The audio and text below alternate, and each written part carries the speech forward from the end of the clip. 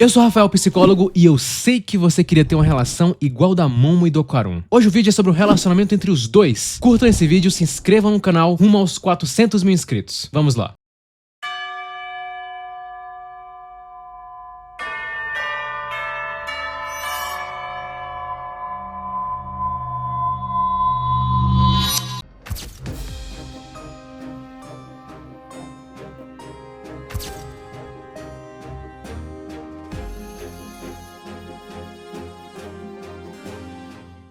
Momo e Okarun são um dos maiores casais recentes dos animes. E eu vou explicar o motivo. Provavelmente, quando você assistiu Dandadan, você acabou gostando desse casal. E o motivo é bem curioso. Muitas das situações que a Momo e o Okarun acabam passando, talvez você já passou na sua vida, ou vai passar, ou queria passar. A autenticidade do relacionamento entre eles é algo bem interessante, e esse é o ponto principal do relacionamento entre os dois. Como as coisas acontecem de forma muito natural. Muita gente fala que os dois são bem diferentes, eu mesmo falei no vídeo do Okarun e da Momo, tanto que os dois são distintos, mas em questão de personalidade, no quesito relacionamentos, eles são bem parecidos. Tanto o Okarun quanto a Momo são bem inseguros quando estão gostando de alguém. Fica mais evidente no Okarun por causa da personalidade dele, mas a Momo também é bem segura. A diferença é que ela mostra menos, ela demonstra menos. Tanto que para a gente que tá assistindo, existe uma grande lacuna entre o que a Momo pensa e o que ela age. Já no Okarun é o contrário, sabemos o que ele tá pensando, e ele age de acordo. Mas o primeiro grande ponto desse casal é justamente o fato que, primeiramente, eles se tornaram amigos um do outro. E isso acontece muito mais do que imaginamos.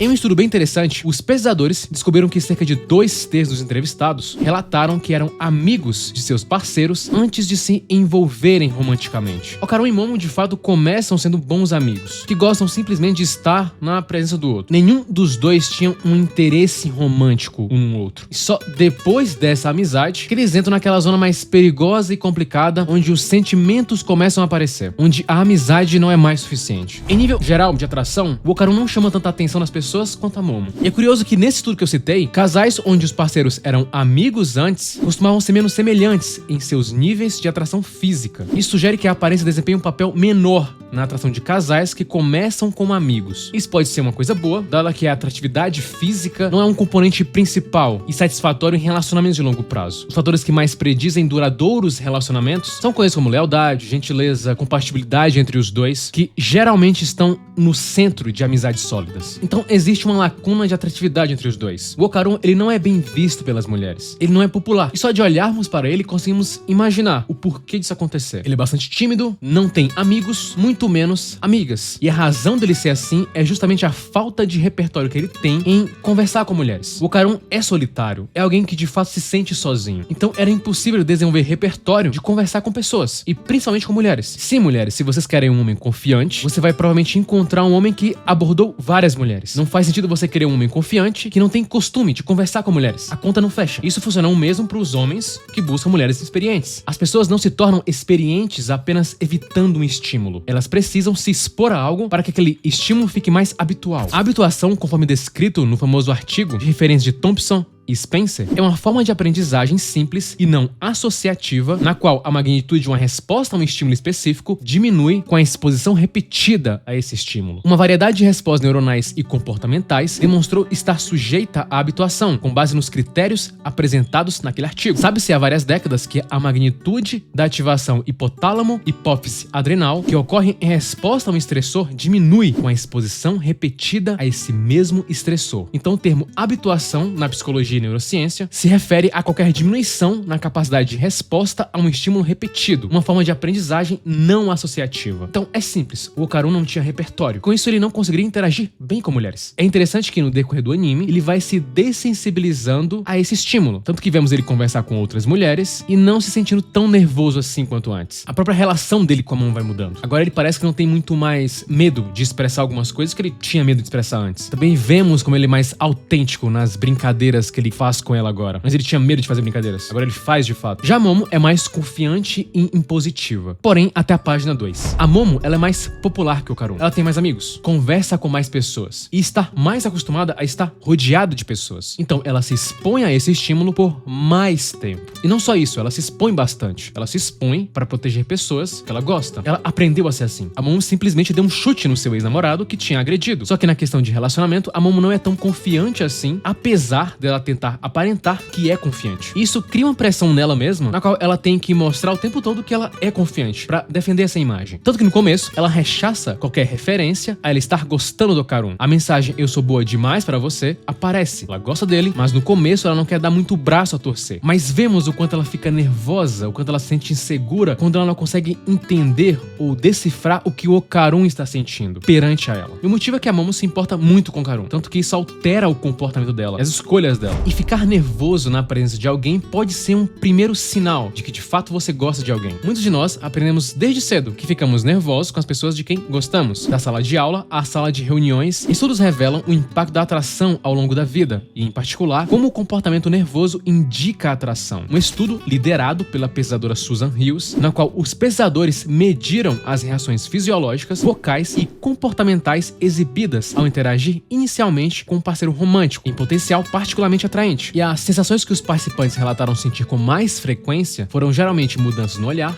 frequência cardíaca, aumento da atenção, sorriso, ruborização facial e dificuldade de concentração. Homens e mulheres relataram falar mais rápido também, com menor capacidade de expressão clara. Ou seja, quando você está gostando de alguém, você tem dificuldade de expressar de fato o que você expressaria facilmente para um amigo. As mulheres relataram falar com um tom de voz mais alto e instável. Vendo esse comportamento da perspectiva oposta, os participantes do estudo observaram reações nervosas semelhantes por pessoas que eles perceberam que as achavam atraentes. E aí vem um grande ponto. Quando gostamos de alguém, esse nervosismo da outra pessoa é visto de maneira positiva. Hughes e seus colegas observaram que, embora à primeira vista as reações nervosas possam parecer desadaptativas, elas podem realmente aumentar as chances de alcançar o parceiro da sua escolha. Isso é interessante porque, geralmente, essas reações nervosas incluem você ficar mais nervoso pela pessoa, provocando mais empatia nela, no caso você não quer decepcionar a pessoa, você acaba sorrindo mais também, ou seja, coisas positivas. Os pesquisadores apontam que, embora possamos pensar que as reações nervosas podem criar uma impressão de ser desajeitado ou desconfortável, tais respostas podem evidenciar o interesse romântico e desencadear reciprocidade. Ou seja, quando o Karun e a Momo percebem que o outro está nervoso, isso gera mais atração neles. Por mais que um ou outro se sinta superior naquele momento, isso, a longo prazo, acaba fazendo que os dois fiquem mais conectados entre si. Mas aí você vai questionar: tá, Rafael, mas por que eu fiquei nervoso perto de alguém e essa pessoa se desinteressou de mim? Como mostrado no estudo, esse cenário apenas ocorre se as duas pessoas sentem atração mútua um no outro. Quando a atração dos dois é similar. Se apenas uma pessoa sente atração ou seu nível de atratividade de um do outro é muito desigual, dificilmente o nervosismo será visto como algo benéfico e eficiente. Ou seja, gostamos que nossos parceiros sejam tímidos e nervosos, mas só aqueles que de fato temos atração e interesse. Os pesquisadores descobriram que o nervosismo era mais evidente quando havia uma percepção de atração mútua, em comparação com cenários em que um participante sentia que outra pessoa se sentia atraída por ele, mas não retribuía os sentimentos. Eles explicam no estudo que quando apenas uma pessoa está nervosa, isso pode indicar uma incompatibilidade do valor do parceiro, que é muito importante porque as pessoas geralmente desejam parceiros de desejo social equivalente. Se um não está tão atraído assim pelo outro, perceber esse nervosismo pode criar um efeito oposto em pessoas que não estão tão atraídas assim uma pela outra. E o outro fator que une bastante os dois é justamente a forma que os dois compartilham coisas um do outro. O compartilhamento de histórias é algo fundamental para criar conexão. A Momo e o Karun acabam compartilhando a coisa mais profunda que os dois têm, que é o interesse por fantasmas, que a Momo tem, e o interesse por extraterrestres, que o Karun tem. Eles também falam bastante sobre os medos que eles têm do passado, de coisas que aconteceram com eles. Um estudo mostrou que o grau em que as pessoas acreditam que compartilham com seu parceiro romântico está ligado ao quanto elas acham que o seu parceiro sabe quem elas realmente são e quão felizes elas se sentem no relacionamento. Nas relações no geral, não apenas nas românticas, tendemos a confiar mais em pessoas que compartilham detalhes da vida delas com a gente. Geralmente, pessoas mais tímidas acabam tendo medo de compartilhar coisas da própria vida, justamente pelo medo do julgamento, acreditando que esse compartilhamento pode ser visto de uma má maneira. Só que a verdade é justamente o oposto. Temos a propensão de confiar mais naqueles que compartilham mais sobre si mesmo. A Momo, ela é bem compassiva com o Karun e acaba reforçando o comportamento dele de compartilhar coisas sobre si mesmo. E isso faz ele se sentir mais seguro. E também ajuda ele a quebrar essa própria visão negativa que ele tem dele mesmo. Porque justamente ela foi a única pessoa que de fato aceitou ele de verdade. Ele esperava que os aliens fizessem isso, mas não foi isso que aconteceu. E é por isso que o Karun valoriza tanto a Momo. Ele não quer perder a única pessoa que fez questão de ouvi-lo. Desejo mútuo, compatibilidade, vulnerabilidade e esforço. Esses são os pilares importantes que completam a Momo e o Okarun, que são completamente opostos em umas situações, porém totalmente similares em outras. O Okarun tem um trabalho mais difícil, porque ele carrega uma baixa autoestima e uma sensação de inadequação, mas ele está se esforçando para não passar isso para a Momo, enquanto a Momo agora está ressignificando o que é atraente para ela. Afinal, ela gostava de um cara que apenas demonstrava desinteresse a ela. Agora ela se vê gostando de alguém que demonstra interesse genuíno por ela. E nada melhor do que uma relação onde os dois se sentem igualmente atraídos um pelo outro. Não só na questão física. É como se nenhum dos dois tivesse que sentir que está abrindo mão de algo muito importante para se adequar à realidade do outro. E isso começa em uma amizade e vai evoluindo, vai criando outras demandas, vai se tornando algo mais forte. Você sabe, não é fácil encontrar algo assim, mas Momo e Okarun parecem ter encontrado essa doce sincronia. Quando encontrar uma sincronia assim, não ouse perder, porque às vezes a pessoa que você está procurando já foi encontrada há muito tempo. Curta, se inscreva e compartilhe.